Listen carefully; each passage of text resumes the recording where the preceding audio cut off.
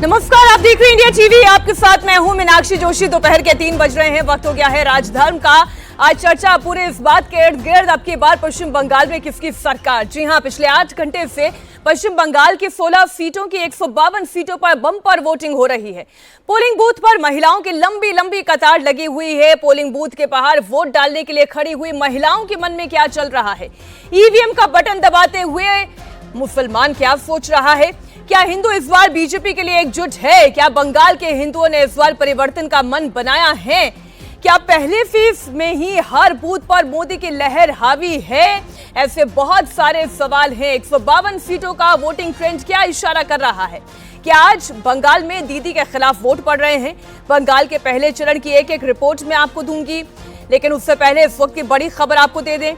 बंगाल चुनाव में पहले चरण में रिकॉर्ड तोड़ वोटिंग हो रही है। 8 घंटे में 152 सीट पर करीब 70% मतदान हो चुका है। 3 घंटे की वोटिंग अभी और बाकी है। बांकुरा और बीरभूम में 70% से ज्यादा वोट पड़ चुके हैं। पश्चिमी मेदिनीपुर की बात करें तो 72%, पूर्वी मेदिनीपुर में 70% वोटिंग हो चुकी है। साउथ दिनाजपुर में 70% तो झारग्राम में भी 71% वोट पड़ चुके हैं। मुस्लिम बहुल मुर्शिदाबाद में भी 70% वोट डाले जा चुके हैं। मालदा में अब तक 65% से ज्यादा वोटिंग हुई है। बीते 8 घंटे की पोलिंग में अलीपुरद्वार और कूच बिहार में 66% वोटर टर्नआउट रिकॉर्ड हुआ है। दार्जिलिंग की बात करें तो 67% और जलपाईगुड़ी में 68% मतदान हुआ है। पश्चिमी बर्धमान में 67%, पुरुलिया और नॉर्थ दिनाजपुर में 66% वोट डाले जा चुके हैं। तो वोटिंग ट्रेंड ये बता रहा है कि ये लहर वाला चुनाव है। याद कीजिए, साल 2021 में भी जनता ने बड़ा क्लियर मैंडेट दिया था। इस बार भी या तो बीजेपी होगी या टीएमसी होगी। जनता जिसे जिताएगी वो एक तरफा जिताएगी। और अभी का वोटिंग ट्रेंड ये बता रहा है कि वोटर टर्नआउट 85 से 90% तक जा सकता है। खास मेहमान हमारे साथ जुड़े हुए हैं। हमारे साथ राशिद किदवई सीनियर जर्नलिस्ट, हमारे साथ संदीप शास्त्री इलेक्शन एक्सपर्ट, हमारे साथ अक्षत गोयल सेफोलॉजिस्ट, साथ ही सीनियर जर्नलिस्ट समीर चौगांवकर हमारे साथ जुड़े हुए हैं। आप सभी का बहुत स्वागत। अमिताभ जी भी हमारे साथ जुड़ गए हैं। बहुत स्वागत अमिताभ जी आपका भी। एक बार जल्दी से रीजन वाइज डेटा मैं दर्शकों के सामने रख दूं। अब तक किस रीजन में कितनी वोटिंग हुई है। 2021 के चुनाव के आंकड़े के साथ मैं ये आंकड़ा आपके सामने रखने जा रही हूं। चुनाव का वोटिंग प्रतिशत और इस बार का वोटर टर्नआउट क्या इशारा कर रहा है वो आपके सामने है।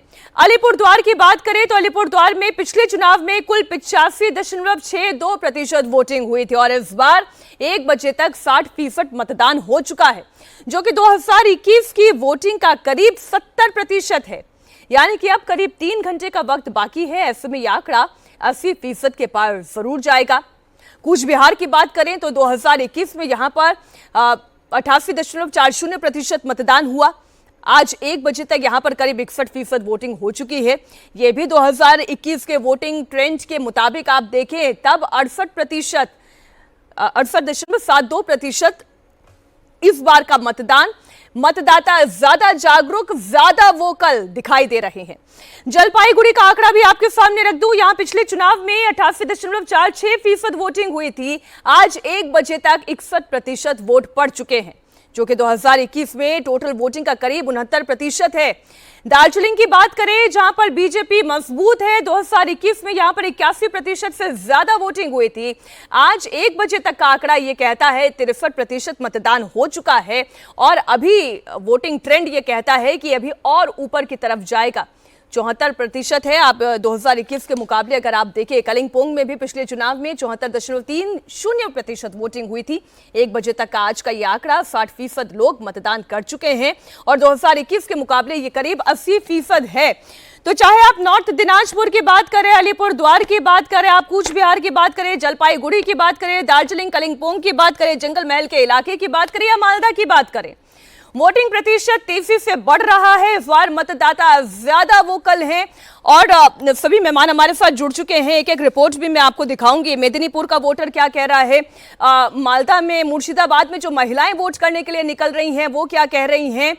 मेदिनीपुर के इलाके में महिलाएं जब बदलाव की बात करती हैं, जब सुरक्षा का मुद्दा उठाती हैं तो उनके मन में क्या होता है। एक एक रिपोर्ट ग्राउंड जीरो से हम आपके सामने रखेंगे। लेकिन सबसे पहले शास्त्री जी, सवाल यही कि ये बढ़ता हुआ वोट प्रतिशत क्या कहता है, ये ट्रेंड क्या दिखाता है?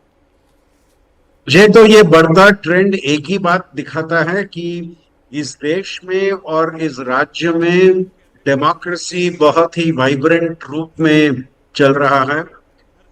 हायर वोटिंग टर्नआउट, इसके बारे में कोई आज तक रिसर्च प्रूव नहीं किया है कि ये आइदर रूलिंग पार्टी को सपोर्ट करता है या ऑपोजिशन को सपोर्ट करता है।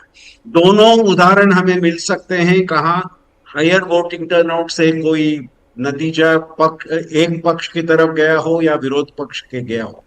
ये एक बात का तो ये जरूर संकेत है कि मतदार ज्यादा एक उम्मीद से वोटिंग कर रहे हैं, ज्यादा उत्साह से वोटिंग कर रहे हैं। वो क्योंकि हर एक क्षेत्र में देखिए मतदान की परसेंटेज ज्यादा दिखाई दे रही है। सो ये संकेत इस बात का स्पष्ट है कि वोटर, आज का वोटर वेस्ट बंगाल में जहां आज पोलिंग हो रहा है, वहां का वोटर ज्यादा उत्साह, ज्यादा इंटरेस्ट से वोटिंग में भाग रहे हैं। रशीद जी, झालमुड़ी में तीखा ज्यादा या संदेश में मीठा ज्यादा, ये किसे खाने को मिल रहा है? जी देखिए, आप जब झालमुड़ी खाएंगे तभी आपको संदेश खाने की ज्यादा इच्छा होगी। तो दोनों चीजें चलती है। देखिए, जैसा आप संदीप शास्त्री जी कह रहे थे कि ये लोकतंत्र के लिए बहुत स्वागत योग्य चीज है कि ज्यादा से ज्यादा लोग मतदान करें। पिछली बार भी 82-83% वहां पर मतदान हुआ था। तो ये बहुत अच्छी बात है, लोकतंत्र के लिए एक शुभ संकेत है। लेकिन मीनाक्षी, जब हम बात करते हैं तो हमें बड़ा एक बात को जिक्र करते हुए, उल्लेख करते हुए दुख होता है कि 27 लाख मतदाताओं को जो है मौका नहीं मिल रहा। उनमें से 139 लोगों को जो है ट्रिब्यूनल ने आज वोट डालने का मौका दिया। ये बहुत दुर्भाग्यपूर्ण है और ये इलेक्शन कमीशन के ऊपर एक बिल्कुल एक बड़ा उनका एक रिफ्लेक्शन है। और उसके लिए उनको अगली बार हो सकता है कि चुनाव जो है बेहतर दशा में होकर 27 लाख मतदाताओं को वंचित करना जो मुझे लगा है बहुत ही दुर्भाग्यपूर्ण है। रशीद जी, लेकिन इस बात के लिए तो शुभकामना दे दे इलेक्शन कमीशन को कि जितना शांतिपूर्ण मतदान, अभी दोपहर 3 बजे का वक्त हो रहा है, छिटपुट हिंसा की घटनाओं के अलावा कहीं बूथ कैप्चरिंग, कहीं फोर्स जैमिंग, कहीं इस तरीके की कोई घटनाएं सामने नहीं आई हैं सिवाय 1-2 छिटपुट घटनाओं के। इसके लिए आप बधाई देंगे इलेक्शन कमीशन को? जी मीनाक्षी, मुझे लगता है बधाई देना अभी बहुत जल्दबाजी होगी। दूसरी बात, आप 2.5 लाख पैरामिलिट्री फोर्सेस को खड़ा करके, पूरे देश में जब चुनाव होता है तो 3.5 लाख पैरामिलिट्री फोर्सेस मैदान में होते हैं, यहाँ 2.5 लाख बंगाल में है। मैं इसको कोई इलेक्शन कमीशन का कोई श्रेय नहीं देना चाहूंगा। अगर वहां मतदान कम हो, मतलब इस तरीके का हिंसा कम हो रही है, तो वो दोनों राजनीतिक दलों ने एक दूसरे को पहचान लिया है कि अगर हम कुछ करेंगे तो दोनों को नुकसान होगा। वो जो डोमिनेंस की पॉलिटिक्स है उसका एक लंबा अध्याय है, वो उसका इलेक्शन कमीशन से कोई लेना देना नहीं है। सर, आपने यहाँ भी इलेक्शन कमीशन को कोई क्रेडिट नहीं दिया। समीर जी भी हमारे साथ जुड़े हुए हैं। समीर जी, आप क्या इलेक्शन कमीशन को कुछ क्रेडिट देंगे? 1-2 छिटपुट घटनाओं के अलावा वोटर्स अगर सजग होकर निकल पा रहे हैं, वोकल हो पा रहे हैं, मैं तो हैरान हूं सुबह से, क्योंकि लगातार जो हमारे संवाददाता रिपोर्ट दे रहे हैं, चाहे वो मुस्लिम बहुल इलाका हो या हिंदू बहुल इलाका हो, महिलाएं कतार में हो या फिर फर्स्ट टाइम वोटर्स हो, बड़े खुलकर अपनी बात कर रहे हैं। और टीएमसी का वोटर तो हमेशा से करता है, इस बार बदलाव की बात करने वाला वोटर भी खुलकर बीजेपी की बात कर रहा है। इस बात को देखकर मुझे थोड़ी हैरानी हुई।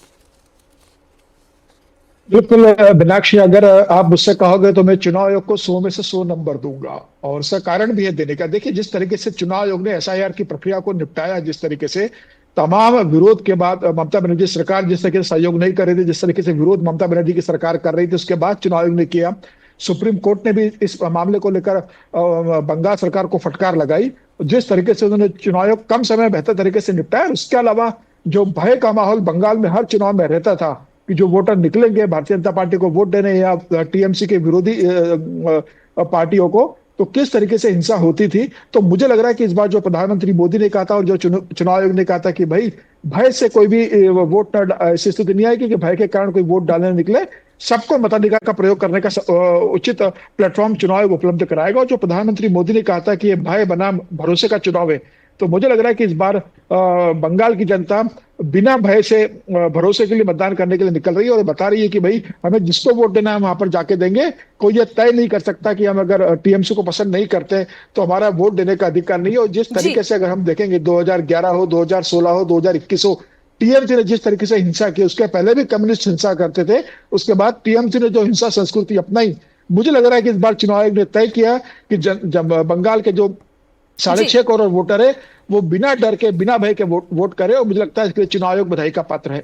जी अमिताभ जी, अब जो मैं आंकड़े सामने रख रही थी और वोट परसेंटेज बता रही थी कि किस क्षेत्र में कितना वोट परसेंटेज किया है, अलीपुरद्वार, कूचबिहार, जलपाईगुड़ी, दार्जिलिंग और कलिंपोंग से ज्यादा इंटरेस्ट मुझे नॉर्थ दिनाजपुर और साउथ दिनाजपुर में है। अभी तक का जो प्रतिशत है यहाँ पर 60 और 63, नॉर्थ दिनाजपुर में 60% मतदान हो गया दोपहर 1 बजे तक, और साउथ दिनाजपुर में भी 63% तक मतदान हो गया है। 2021 से ही अगर हम इसमें तुलना करें तो अभी भी इतने 2 घंटे का समय अभी भी बाकी है, और 71 और 72% वोटिंग यहाँ पर हो चुकी है। मैं 2021 की तुलना करते हुए कह रही हूँ, क्या कोई रिफ्लेक्शन इसमें दिखाई देता है? क्या वोटर टर्नआउट, क्या वोटर्स की ये जो मानसिकता उनके सजगता में दिखाई देती है कि परिवर्तन के लिए है, किसी श्योरिटी के लिए है, भरोसे वाला चुनाव है या भय वाला चुनाव है? देखिए, वोटर टर्नआउट आपको एक एंगल समझना होगा, क्योंकि पिछली बार के कंपैरिजन में वोटरों की संख्या कम हुई है ना। लगभग मुझे लगता है कि 51-52 लाख कम हुई है। तो पिछली बार अगर 81% वोटर टर्नआउट था, तो इस बार 85-86% जब हो जाता है तो ज्यादा वोट पड़ते हैं पिछली बार के कंपैरिजन में, और ऐसा प्रतीत होता है अभी तक के वोटिंग पैटर्न से कि 85-86 ये क्रॉस कर सकता है, क्योंकि 2 घंटे की वोटिंग अभी भी बाकी है। दूसरी बात हमें देखनी पड़ेगी किस क्षेत्र में कितना वोटिंग हो रहा है। शास्त्री सर ने कहा जरूर है कि भाई आप कोई ट्रेंड इसका अनुमान नहीं लगा सकते कि वोटिंग बढ़ रही है तो वो किसके पक्ष में जाएगा, लेकिन इस 152 सीटों में 4 जोन है। अब एक जलपाईगुड़ी जोन जो है वो बीजेपी का स्ट्रॉन्ग होल्ड है, वहां पे वोटिंग ठीक ठाक है, वहां कोई खास उतना एडिशन की गुंजाइश नहीं है बीजेपी के लिए। जो मालदा जोन है, जो नॉर्थ दिनाजपुर, उत्तर दिनाजपुर और मालदा जिला है, वहां पर वोटिंग अच्छी खासी हुई है, वहां पर मुस्लिम समाज की आबादी ज्यादा है, और वहां पर ममता बनर्जी को अपनी सीट्स रिटेन करनी पड़ेगी अगर उन्हें ये चुनाव जीतना है तो। सबसे इंटरेस्टिंग जो आप आंकड़े दिखा रही हैं उसमें मेदिनीपुर क्षेत्र का इलाका है, उसकी टर्नआउट है, उसका टर्नआउट सबसे ज्यादा 70% से ऊपर मुझे दिख रहा है, जो झारग्राम, पुरुलिया और पश्चिम और उत्तर मेदिनीपुर है। मेदिनीपुर वो क्षेत्र है, शुभेंदु अधिकारी का क्षेत्र है, यहाँ पर मुस्लिम आबादी सबसे कम है। यहाँ पर भी पिछली बार ममता बनर्जी 33 सीटें और बीजेपी 23 सीट जीतने में कामयाब थी। बस एक छोटी सी, क्योंकि सर आपने मेदिनीपुर की बात की तो ये क्योंकि आंकड़ा है मेरे पास, पश्चिमी मेदिनीपुर में 88.39% 1 बजे तक की वोटिंग है, और पूर्वी मेदिनीपुर में इसके मुकाबले कम है, 62.90% 1 बजे तक की वोटिंग का अभी तक आंकड़ा आया है मेरे पास। जी आप अपनी बात कर।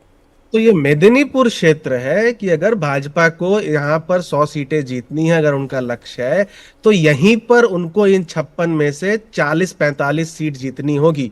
और यहाँ पर अगर टर्नआउट बढ़ रहा है तो यहाँ पर जरूर जो भरोसा वर्सेस भय जो आप बात कर रही हैं, जो सेंट्रल फोर्सेस की तैनाती हुई है, इसका मतलब है कि भरोसे के ऊपर जो है ज्यादा हिंदू वोटर बाहर निकला है, और एक परसेप्शन शायद उसको दिख रहा है कि बंगाल में इस बार बदलाव की लहर है, इसलिए वो ज्यादा से ज्यादा मात्रा में मेदिनीपुर क्षेत्र में निकल के आया है। और ये क्रूशियल हो सकता है ओवरऑल रिजल्ट के लिए, क्योंकि यहीं पर बीजेपी को जो है वो लीड यहाँ पर लेनी है।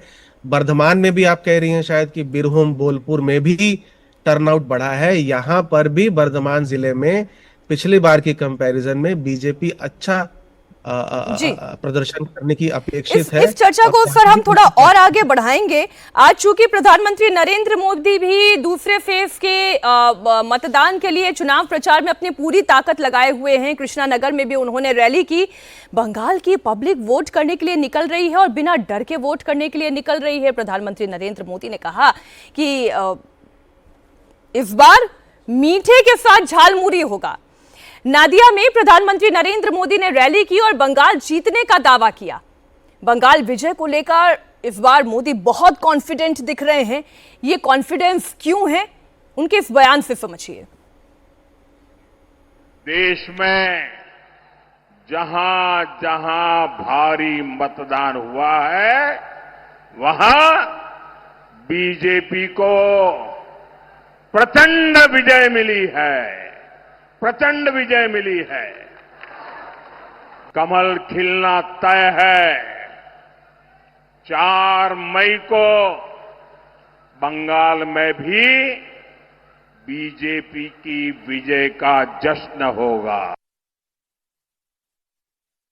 वैसे मैंने सुना है कि झालमुरी ने भी कुछ लोगों को जन्नाटेदार झटका दिया है। झालमुरी मैंने खाई, लेकिन झाल टीएमसी को लगी है।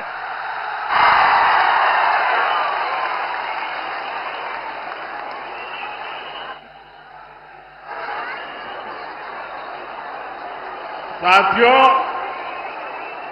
यहां तो टीएमसी के विधायकों, मंत्रियों, लोकल नेताओं और इनके सिंडिकेट के खिलाफ इतना गुस्सा है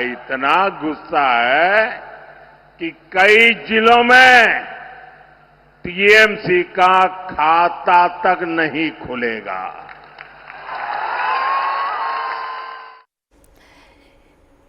ये जो बात प्रधानमंत्री नरेंद्र मोदी कह रहे हैं अक्षय जी, झालमुरी मैंने खाई और मिर्ची विपक्ष के नेताओं को लगी, तो मैं तो ये जानना चाहती हूं कि इतना कॉन्फिडेंस क्यों है। पहली बात तो प्रधानमंत्री नरेंद्र मोदी में, उन्हें क्यों ऐसा लग रहा है कि ये लहर वाला चुनाव है और इस बार लहर बीजेपी के पक्ष में है?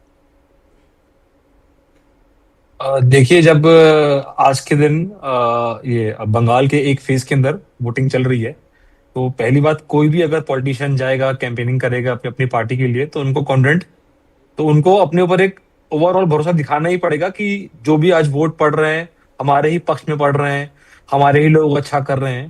तो पहला तो ये वाला सवाल आता है। दूसरा, पिछली बार से आप देखे होंगे बीजेपी ने अपनी स्ट्रेटजी काफी चेंज करी है।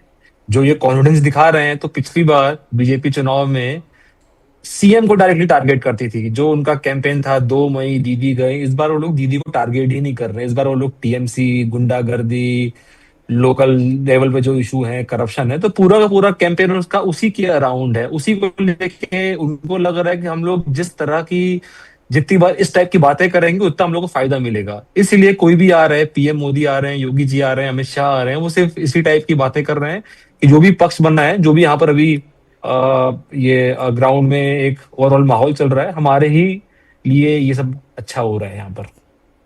ये एक तस्वीर जो है वो भी दर्शकों को देखनी चाहिए कि बीजेपी इलेक्शन किस तरह से लड़ रही है और कितनी ताकत के साथ लड़ रही है। शास्त्री जी, एक तस्वीर है, गृह मंत्री अमित शाह हैं, वो खुद पहुंच गए अपनी टीम के बीच में। उनका ये वॉर की तरह से चुनाव लड़ने का जो तरीका है वो इस तस्वीर में दिखाई दे रहा है। हर एक सीट में मैन टू मैन मार्किंग करके सेंट्रल फोर्सेस के जरिए डर का वातावरण खत्म हो, एक भरोसे का वातावरण पैदा हो कि अगर बीजेपी का भी कोई वोटर है तो वो डरे ना, सीधे पोलिंग बूथ तक पहुंचे। वो मैनेजमेंट इस वक्त अमित शाह करते हुए दिखाई दे रहे हैं।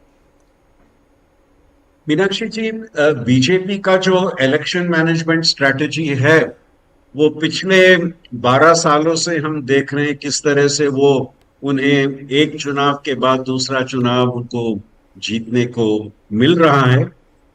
यहाँ पे गृह मंत्री काफी दिन से है और उन्होंने कहा कि दूसरे चरण मतदान तक वो वेस्ट बंगाल में रहेंगे। सो उनके लीडरशिप में एक कैंपेन राज्य में हो रहा है।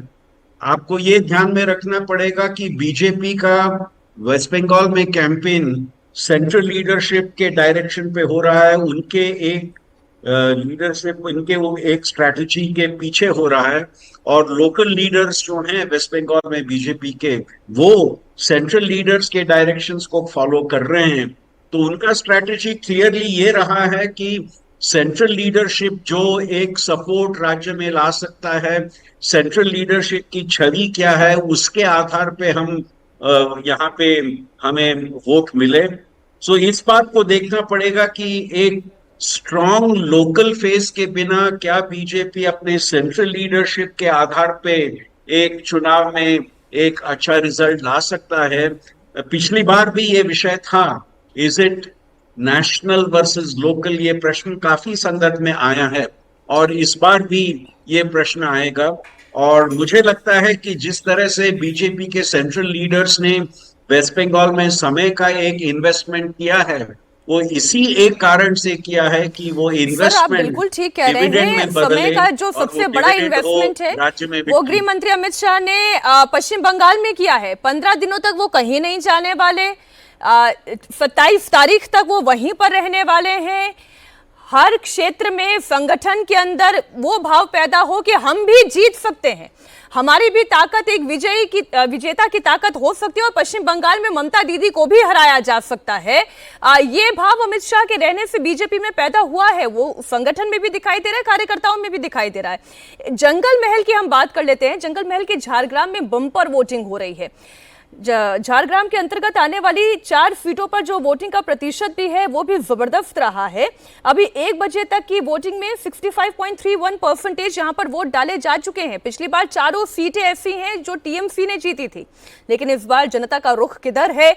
झारग्राम से हमारे संवाददाता ओंकार सरकार अलग अलग पोलिंग बूथ पर घूम रहे हैं, वोटर्स का मन टटोल रहे हैं। ये रुझान किधर है ये आप भी समझे।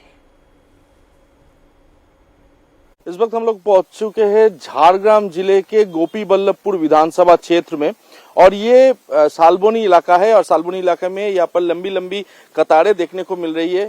फिलहाल पेड़ के नीचे जितने भी वोटर है वो इंतजार कर रहे हैं अपने मतदान के लिए। यहाँ पर काफी सारे लोग हैं, उनसे बातचीत करेंगे। दादा, क्या नाम है आपका? चित्तरंजन माधव। अच्छा, तो कैसा क्या देख रहे हो अभी फिलहाल? शांतिपूर्ण वोट हो। शांतिपूर्ण। हाँ। बंगाल के विकास के लिए आप वोट डाल रहे हो, क्या चाहिए, क्या लगता है आपको? विकास चाहिए। क्या मतलब सड़क, बिजली, पानी, रोजगार, क्या चाहिए? रोजगार, बिजली, पानी सभी चाहिए। क्या नाम हुआ? राजकुमार माधव। क्या करते हो आप? हम पढ़ाई करते हैं। पढ़ाई करते हो, तो आप नया पीढ़ी से आते हो, क्या लगता है आपको क्या चाहिए बंगाल के लिए, आपके झारग्राम के लिए क्या चाहिए? तो नहीं ऐसा ही चाहिए। अच्छा, मतलब बंगाल का स्थिति कैसा है, आपको क्या नजर आ रहा है?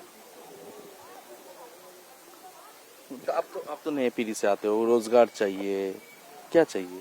रोजगार चाहिए, भविष्य चाहिए। तो रोजगार क्या झारग्राम में नहीं है अभी तो फिलहाल नहीं है। अच्छा, लोग क्या काम करते हैं यहाँ पर? यहाँ पर बाहर जाकर काज कर रहा है, अलग राज्य पर चाहिए। अच्छा, वोटर काफी चुप सा है और वोट डालने के लिए फिलहाल यहाँ पर इंतजार कर रहे हैं। लंबी लंबी कतारें भी यहाँ पर देखने को मिल रहा है। अच्छा, झारग्राम का अगर वोटर चुप है तो वो चुप क्यों है? एक तो ये हो सकता है कि उसे बताने में डर है कि समस्या क्या है, या अगर बदलाव के लिए ये वोट डाला जा रहा है, या फिर वो बहुत ही समझदारी से अपना वोट सिक्योर करके चल रहा है, वो कोई रिफ्लेक्शन नहीं देना चाहता। बहरामपुर की अगर बात कर ले, वहां पर भी रिकॉर्ड तोड़ वोटिंग हो रही है। भीषण गर्मी के बाद भी बड़ी संख्या में लोग पोलिंग सेंटर पहुंच रहे हैं। बहरामपुर जो कि कांग्रेस की जो चुनिंदा सीटें हैं जहां पर वो जीत सकते हैं, उनमें से एक सीट है बहरामपुर ही। वहां पर वोटर्स का मूड क्या है? वो बदलाव चाहते हैं, वो कांग्रेस के साथ खड़े होना चाहते हैं, टीएमसी की जो जन कल्याणकारी योजनाएं हैं वो उन्हें पसंद है, या फिर इस बार झालमुड़ी के स्वाद के साथ बीजेपी के साथ वो जाना चाहते हैं? उनसे बात की हमारे संवाददाता हुसैन रिजवी ने। इस वक्त हम बहरामपुर के बूथ नंबर 57 पर हैं। कुछ लोग हैं, जरा उनसे बात करते हैं। भाई, वोट देने के लिए जब घर से निकले आज सुबह सुबह, तो क्या जोड़ घटाव किया, कैसे तय होगा और क्या क्या उम्मीदें हैं इस बार?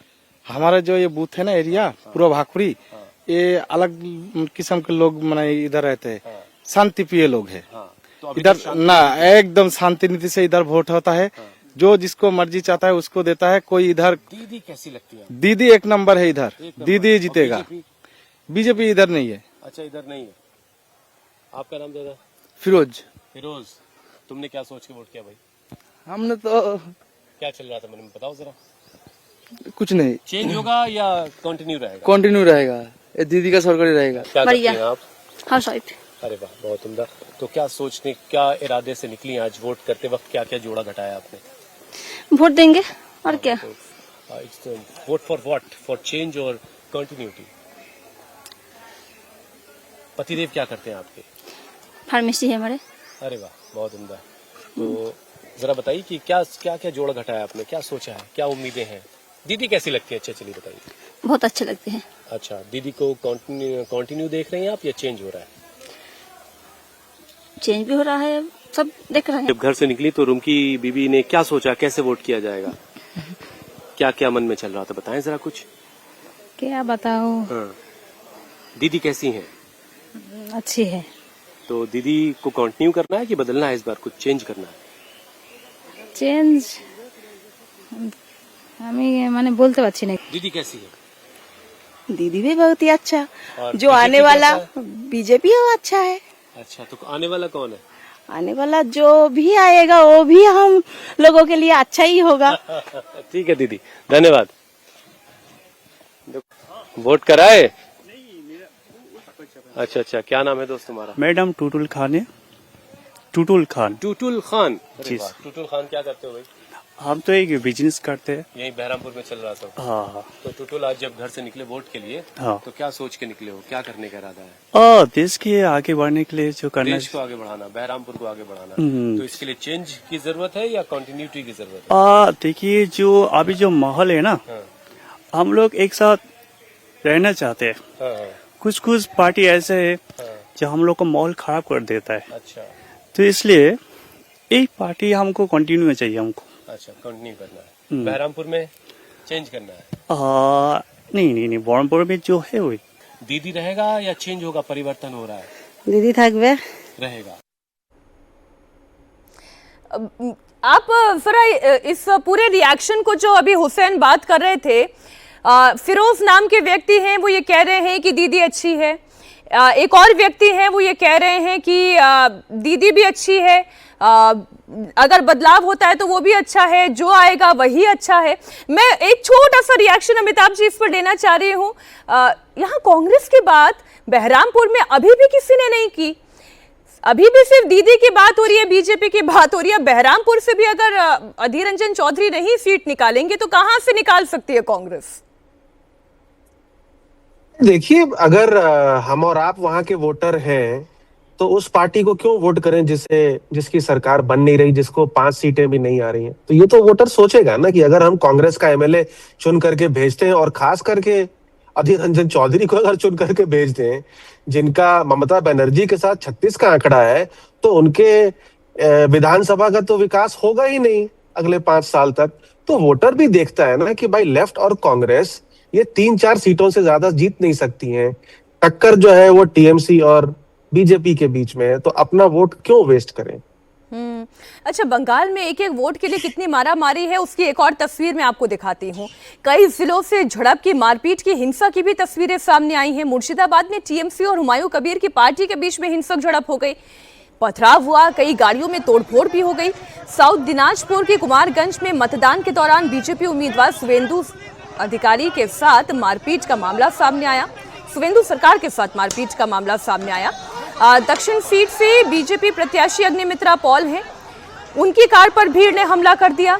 अब बीजेपी के अगर बड़े चेहरों को भी डराने की, धमकाने की कोशिश हो रही है, फिर आप ये कहें कि इतना केंद्रीय बल क्यों लगा दिया गया, तो फिर ये तस्वीर देखकर बात समझ में आएगी कि केंद्रीय बल की क्यों आवश्यकता थी। सिलीगुड़ी की तस्वीर आप देखें, बीजेपी और टीएमसी के कार्यकर्ता यहां पर भिड़ गए। इसके अलावा कूच बिहार और आसनसोल में भी वोटिंग के दौरान जमकर बवाल हुआ।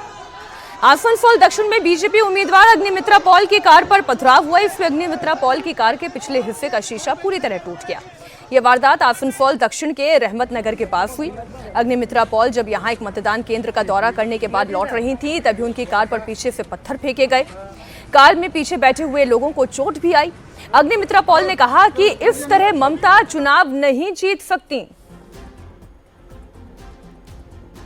अभी रहमत नगर में आए, बगल वाला एक बूथ है, उसमें एक बिल्डिंग में बहुत सारा बूथ है, उधर देखे, सुपरवाइज किए, सब ठीक ठाक है, निकल गए। फिर रास्ता उधर से घुमा के इस बूथ में, ये बूथ, इसमें बहुत सारा बूथ है, इधर आए, सुपरवाइज किए। जब निकले यहाँ से, अचानक से पीछे से एक बड़ा सा पत्थर आके गाड़ी का पूरा पीछे का कांच तोड़ दिया। मेरा सेक्रेटरी पीछे बैठा हुआ था, उसका लगा, सिक्योरिटी का लगा, हम सामने में थे तो मेरा लगा नहीं। लेकिन ये क्या बदतमीजी है, क्या बदतमीजी है ये। माने मुसलमान ममता बनर्जी का पैतृक संपत्ति है क्या? भाजपा उनसे मिल नहीं सकते, उनको वोट नहीं मांग सकते, उनके लिए काम नहीं कर सकते, ये नहीं चलेगा ममता बनर्जी। किन लोगों ने पथराव किया, क्या जानकारी मिली है? शेखू और शब्बीर ये टीएमसी के पाला हुआ गुंडा है। हमारा पास जो खबर है ये पुलिस देखेगा, सेंट्रल फोर्स देखेगा। इससे पहले आसनसोल में बीजेपी उम्मीदवार अग्निमित्रा पॉल की गाड़ी पुलिस ने रोक दी। इसके बाद बीजेपी उम्मीदवार की पुलिस अधिकारियों के साथ भी तीखी बहस हुई। पुलिस अधिकारियों का कहना यह था कि चुनाव आयोग के नियम के मुताबिक किसी भी प्रत्याशी के साथ 3 से ज्यादा गाड़ियां नहीं हो सकती। वहीं बीजेपी उम्मीदवार का कहना यह है कि उनके साथ में केवल 2 गाड़ियां थी। ये जो बहसबाजी हुई है उसकी भी तस्वीर आपके सामने है। अब आप राशिद जी, अब आप मानेंगे कि क्यों सीआरपीएफ की जरूरत है, क्यों सीआरपीएफ के सारे बल की जरूरत है? मीनाक्षी, देखिए एक गंभीर समस्या है और उसको मैं क्योंकि मैं रिपोर्टर रहा हूं बहुत समय तक, आपको बताता हूं। देखिए, सेंट्रल फोर्सेस की जहां तक बात है, ये एक ऑप्टिक्स, इलेक्शन कमीशन कह रहा है, भाजपा कह रहे हैं, हम स्टूडियो में कह के खुश हो रहे हैं कि 2.5 लाख जो है पैरामिलिट्री फोर्सेज हैं, ये सब, इसका कोई बहुत ज्यादा ग्राउंड के ऊपर असर नहीं पड़ता है। और उसका कारण ये है कि हमारी जो एक कॉन्स्टिट्यूशनल जो व्यवस्था है उसमें राज्य का law and order state subject है, उसको बहुत ज्यादा पावर दी है। एक एसडीएम लेवल का आदमी जो होता है या एक जो नायब तहसीलदार होता है मीनाक्षी, उसके पास पावर होती है, अथॉरिटी होती है, संवैधानिक अथॉरिटी है उसके पास कि वो पैरामिलिट्री फोर्सेस को कोई दिशा निर्देश दे या न दे। किसी स्थिति में जहां फायरिंग करनी हो, लाठीचार्ज करना हो, किसी भी तरीके का, या इवन पोलिंग स्टेशन के अंदर बुलाने का भी अधिकार जो है वो उसको होता है। और ये बात तमाम चुनाव में होती है, बात भाजपा को भी पता है। लेकिन एक बस जो अभी हमारे मित्र समीर चौगांकर कह रहे थे कि 100 में से 100 नंबर देंगे, वोट पे भी उनको होता है कि 90 में से 100 में से 120 वोट जो है भाजपा को मिल जाएंगे। अब ऐसी अगर मनोस्थिति है तो उसका कोई इलाज नहीं है। चुनाव देखिए एक तरीके से होता है और चुनाव का जो एक हमारे यहाँ व्यवस्था है और वो व्यवस्था ठीक नहीं है, मैं ये बात मानता हूं, लेकिन उसी हिसाब से हर जगह चुनाव होगा। पैसे की रेल पेल होती है, ये भी आप जानती है, जो जोर जबरदस्ती का माहौल होता है वो भी होता है, जो जिस तरीके का जो डिस्ट्रिक्ट एडमिनिस्ट्रेशन का दुरुपयोग होता है मुझे वो भी बात होता का है। जवाब दें। जोर जबरदस्ती का माहौल है, डर का माहौल है, तो इस डर के माहौल को खत्म करने के लिए कोई भी एजेंसी क्या कर सकती है? पुलिस लगा सकती है, सुरक्षा बल को तैनात कर सकती है। पैरामिलिट्री फोर्सेस का हवाला दे रही है मीनाक्षी, मैं आपसे फिर आपके माध्यम से इंडिया टीवी वालों को, देखिए उसका एक लिमिटेड रोल होता है, उनका एक मैंडेट होता है और वो मैंडेट जो है वो डीएम डिस्ट्रिक्ट मजिस्ट्रेट जो होता है उसके ऊपर अथॉरिटी होती है, उसको वो पैरामिलिट्री फोर्सेस सरपास नहीं कर सकती कि उसका कमांडेंट ओवर रूल कर दे डीएम को या एसडीएम को या नायब तहसीलदार को। ये आपको व्यवस्था समझनी होगी। समीर जी, आप एक रिस्पॉन्ड दे दें, उसके बाद फिर मैं एक और तस्वीर मुर्शिदाबाद के सामने रखना चाहती हूँ। समीर जी, देखिए मीनाक्षी, बंगाल की लॉ एंड ऑर्डर की सिचुएशन हमने देखी कि किस तरीके से ममता बनर्जी ईडी जब जांच करने जाती है आईपैक के, तो किस तरीके से ममता बनर्जी उनको धमकाती है और सारे डॉक्यूमेंट्स लेकर चली जाती है। उस पर सुप्रीम कोर्ट ने भी जो आज कल टिप्पणी की वो सबको पता है। और पिछले 2021 के चुनाव में जो बंगाल के चुनाव प्रभारी थे कैलाश विजयवर्गीय, उनको किस तरीके से घेरकर मारने की कोशिश की गई थी कि प्रधानमंत्री मोदी को फोन करना पड़ा था और अमित शाह को, डीजीपी को फोन करना पड़ा था। तो मुझे लग रहा है कि बंगाल की जो हिंसा की संस्कृति कांग्रेस से लेफ्ट में आई, लेफ्ट से जो टीएमसी में आई है, और ममता बनर्जी जिस तरीके का जो सिंडिकेट जिस तरीके से हिंसा करता रहा है, तो मुझे लग रहा है कि इस बार बहुत जरूरी था कि जनता को मतदान के लिए बिना भय के आने के लिए प्रोत्साहित किया जाए। और चुनाव आयोग ने इसकी पूरी व्यवस्था की है कि किसी भी तरीके से कोई किसी का डर न रहे, भय न रहे, कोई मतदान करने आता है तो आके अपने इसको वोट देना वो देकर जा सके। तो मुझे लग रहा है कि बहुत जरूरी था बंगाल के अंदर। इतना होने के बाद भी अगर कुछ खबरें आ रही है कि हिंसा और कुछ छिटपुट मुठभेड़ हो रही है, तो मुझे लगता है जरूरी था। जिस तरीके से ममता के शासन में बंगाल की पुलिस का राजनीतिकरण हुआ है कि चुनाव आयोग को तमाम बड़े अधिकारियों के साथ साथ कई निचले स्तर के अधिकारियों का भी ट्रांसफर करना पड़ा है। तो मुझे लग रहा है कि चुनाव आयोग की देखरेख में इस बार निष्पक्ष चुनाव होने जा रहे हैं। कौन किसको वोट देगा, किसकी सरकार बनेगी, 4 मई को तय होगा। लेकिन मुझे लगता है कि इतना बड़ा सर, एक रिपोर्ट में अभी और दिखा रही हूँ, मुर्शिदाबाद की रिपोर्ट है। उसके बाद एक एक बार मैं आप सभी मेहमानों से ये जानना चाहती हूँ कि ये जिन 152 सीटों पर मतदान हो रहा है, वहां पर बीजेपी का या टीएमसी का आंकड़ा कहां तक पहुंच सकता है? मुर्शिदाबाद की तस्वीर में पहले रख दूं दर्शकों के सामने। हुमायूं कबीर का गढ़ माने जाने वाला मुर्शिदाबाद मुस्लिम बहुल इलाका, हुमायूं की एजेयूपी और टीएमसी कार्यकर्ताओं के बीच में जबरदस्त बवाल की तस्वीर सामने आई। नाउदा विधानसभा क्षेत्र में दोनों दल के कार्यकर्ताओं के बीच पत्थर चले, लाठियां चली, पुलिस और सेंट्रल फोर्सेस के पसीने छूट गए। हंगामा इतना बढ़ा कि कार्यकर्ताओं को वहां पर लाठी मार के खदेड़ना पड़ा। दोनों तरफ से पत्थरबाजी की भी तस्वीर सामने आई। हुमायूं कबीर मुर्शिदाबाद के जिन 2 जगहों से चुनाव लड़ रहे हैं उनमें रेसी नगर के अलावा दूसरी सीट नाउदा की है। बवाल नाउदा में हुआ, यहां पर कल बम फेंके गए थे, उसके बाद से माहौल तनावपूर्ण बना हुआ था। आज सुबह जब हुमायूं कबीर यहां पर पहुंचे तो टीएमसी कार्यकर्ताओं ने विरोध किया, गो बैक के नारे लगाए। इसके थोड़ी ही देर के बाद बवाल और आगे बढ़ा। टीएमसी और हुमायूं कबीर के समर्थक आपस में भिड़ गए, जमकर पथराव होने लगा। टीएमसी कार्यकर्ता की गाड़ी में तोड़फोड़ भी की गई। ये तस्वीरें आपके सामने हैं, किस तरीके की धक्का मुक्की गुत्थम गुत्थी हुई है। हुमायूं कबीर इस बार 2 जगहों से चुनाव लड़ रहे हैं, एक रेजीनगर और एक नवदा। नवदा से आज एक हिंसा की खबर आई। दरअसल हुआ कुछ यूं कि नवदा में अपने पोलिंग स्टेशन में वो यूं ही निकले थे देखने के लिए कि कैसी वोटिंग हो रही है। तो इस इलाके में आने के बाद उनका थोड़ा विरोध हुआ, जिसके बाद विरोध जब ज्यादा बढ़ा तो फिर वो धरने पर बैठ गए। फरमान जरा दिखाएंगे आपको, यहीं पर धरने पर बैठ गए और फिर उसके बाद विरोध और बढ़ता गया और हालात इतने बिगड़े कि पुलिस सुरक्षा के बीच उनको यहां से हटाया गया। इस बीच जब उनको ले जाया जा रहा था तो कुछ भीड़ ने उनकी गाड़ी पर पथराव भी किया और इस दौरान जो है पुलिस को हालात को संभालने के लिए लाठीचार्ज करना पड़ा। कुछ लोग डिटेन किए गए और उसके बाद हुमायूं कबीर को यहां से हटा लिया गया। लेकिन इन सारी चीज में एक गाड़ी को नुकसान हुआ और उसके बाद आप यहां देख रहे हैं भारी सुरक्षा बल की मौजूदगी में अब एक तरीके का फ्लैग मार्च आप कह सकते हैं। एसपी मुर्शिदाबाद जो है मौके पर मौजूद है, एडिशनल एसपी मौके पर मौजूद है और इलाके में एक ये संदेश दिया जा रहा है सुरक्षा बलों की तरफ से कि सब अमनो अमान है और अमनो अमान के साथ पोलिंग का काम चल रहा है।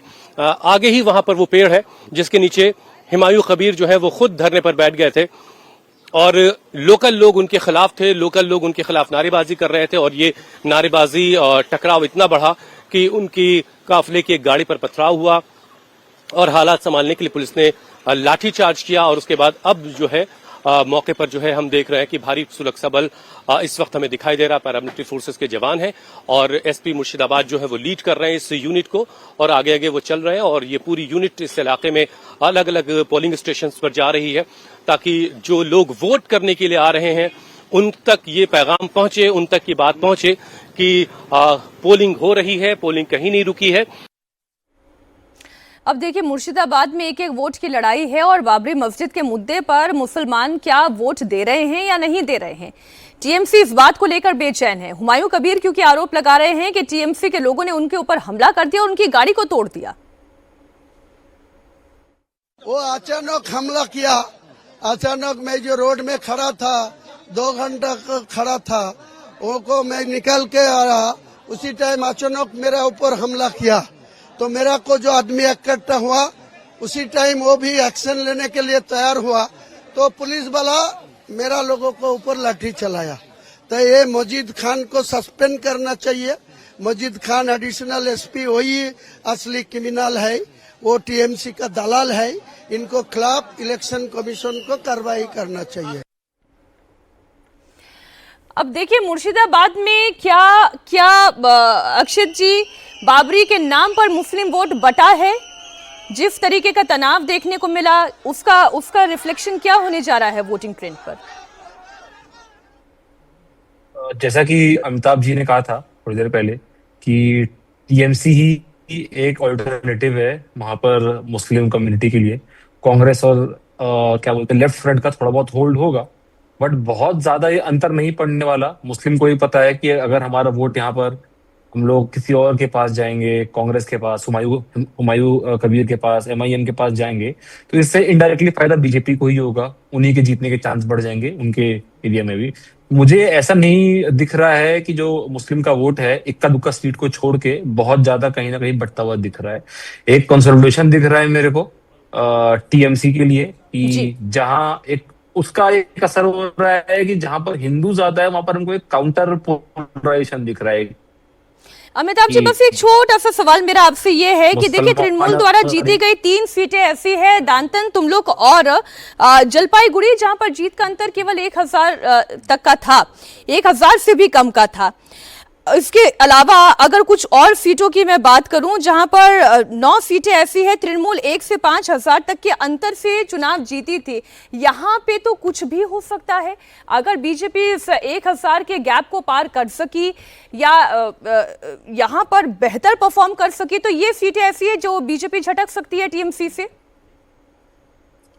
देखिए, मैं आपको एक आंकड़ा बताता हूँ। पूरे राज्य में पिछली बार टीएमसी 37 सीटों पर जीती थी, जहां पर जीत का मार्जिन 10,000 से कम था, और वहां पर इस बार उन वैसी सीटों में से 25 सीटों में एसआईआर डिलीशन सी विक्ट्री मार्जिन से ज्यादा है। यानी 25 सीटें ऐसी हैं टीएमसी की जो क्लोज कॉन्टेस्ट में टीएमसी जीती थी, वहां पर वो सीटें वल्नरेबल हो जाती हैं टीएमसी के लिए, क्योंकि एसआईआर डिलीशंस में नाम उससे ज्यादा कट गए हैं। तो 2-3 नहीं, लगभग 25 सीटें पूरे राज्य में है। जी, आज हम चर्चा को यहीं पर विराम देते हैं। राशिद जी, समीर जी, अक्षित जी, संदीप शास्त्री जी, अमिताभ जी, आपका बहुत शुक्रिया हमारे साथ जुड़ने के लिए।